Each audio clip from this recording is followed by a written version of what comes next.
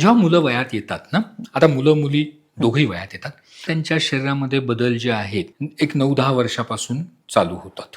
तर शारीरिक बदल मुलींमध्ये जे होतात, त्याच्यामध्ये आपल्याला जे बाहेरून शारीरिक बदल दिसतात, त्याच्यामध्ये काय होतं, मुलींच्या छातीचा आकार वाढतो.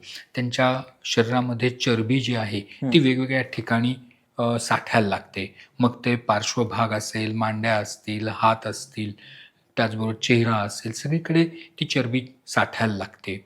एक विशिष्ट प्रकारची जी गोलाई स्त्रीला असते, ती शरीराला गोलाई यायला लागते. त्याचबरोबर स्त्रीचे केसांची वाढ होते.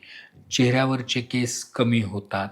जे एक्झॅक्टली उलटं मुलांबद्दल होतं. बरोबर. हे सगळे जे बदल आहेत, हे हॉर्मोनल गोष्टींमुळे होतात. त्याचबरोबर सगळ्यात महत्त्वाचा जो बदल मुलींमध्ये होतो, तो म्हणजे की तिची मासिक पाळी चालू होते.